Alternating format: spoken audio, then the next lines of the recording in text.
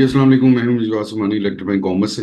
आज हम थोड़ा सा बात करेंगे आर्बिट्राज के जो प्रोडक्ट्स हैं, प्रोडक्ट के जो क्राइटेरिया है प्रोडक्ट हंटिंग का, कि हम प्रोडक्ट किस तरह की ले सकते हैं, कौन कौन सी चीज़ें हैं जो हमें थोड़ा सा उनको फोकस करना चाहिए, कौन सी कैटेगरीज के ऊपर फोकस करना चाहिए, और किन कैटेगरीज को या किस टाइप की प्रोडक्ट्स को हमें अवॉइड करना चाहिए। ये बिगनिंग के लिए होगा, क्योंकि आपका सेटअप जो है वो बिगनिंग में वैसे ही थोड़ा सा खतरा मोल लेते हैं आर्बिट्राज करके।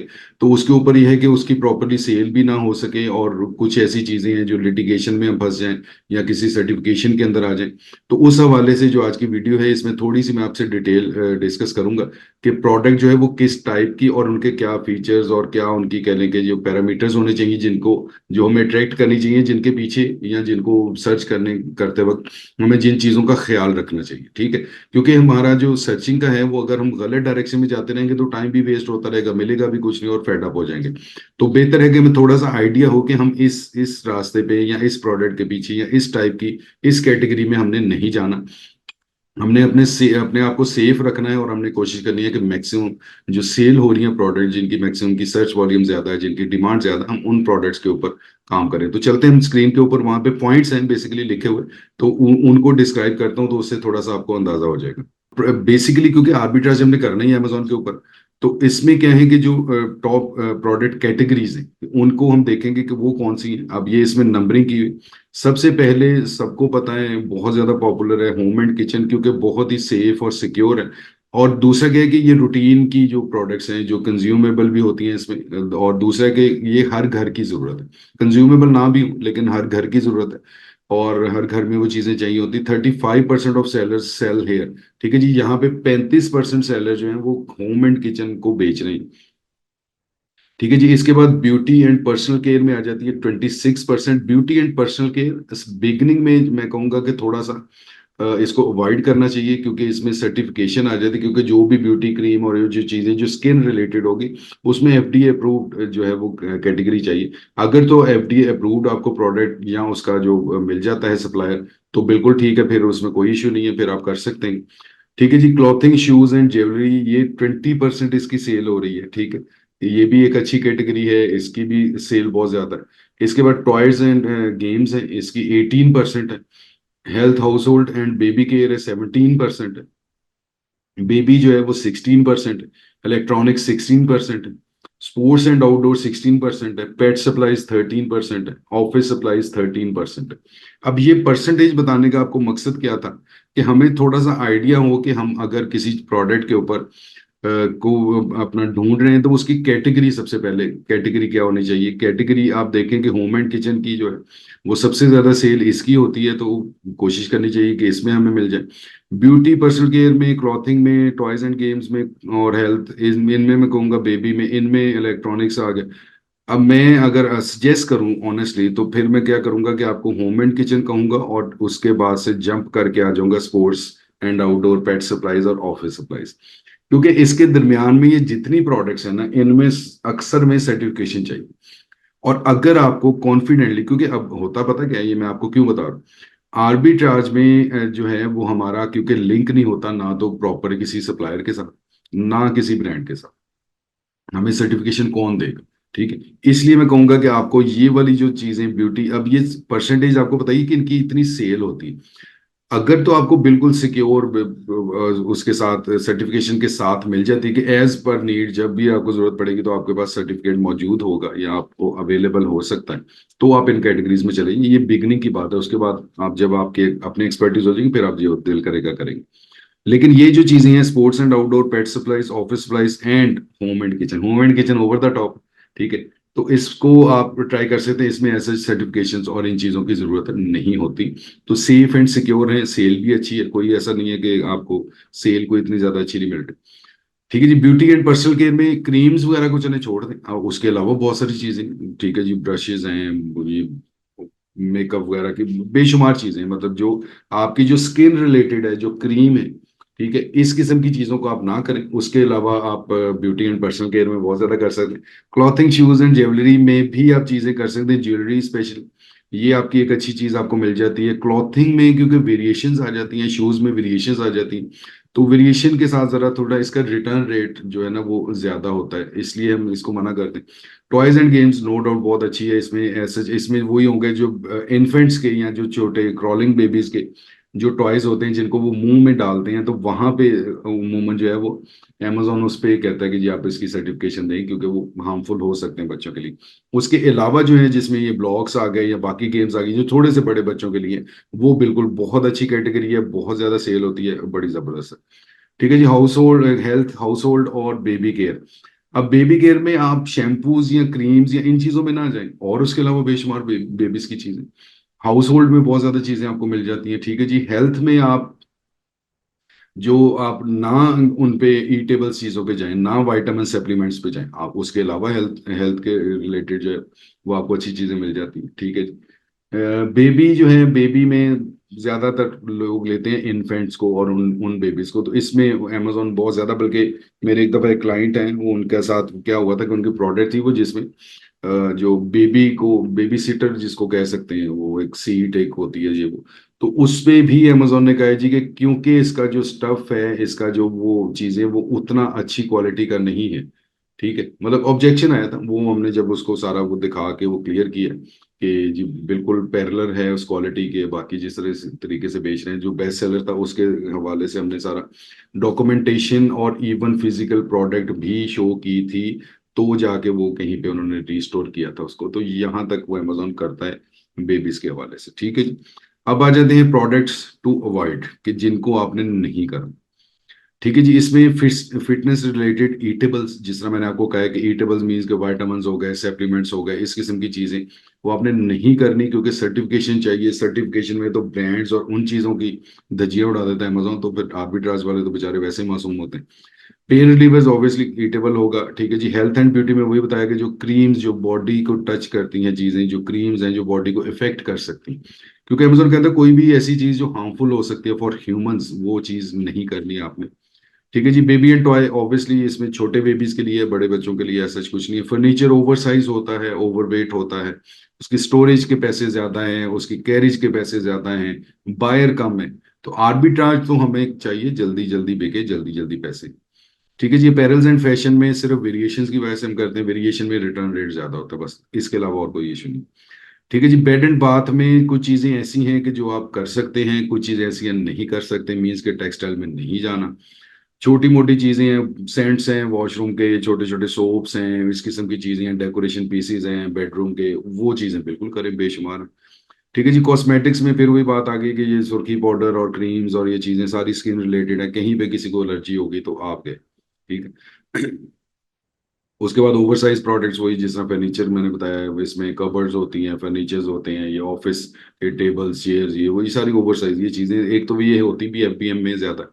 ठीक है, एफबीए कम होता है, और दूसरा एक ओवर साइज है, इनमें एक्स्ट्रा कैरेज और एक्स्ट्रा स्टोरेज के पैसे हैं, तो बिला वजह क्यों आपने करना। उसके बाद आ जाते हैं हम जनाब प्रोडक्ट सर्च के ऊपर।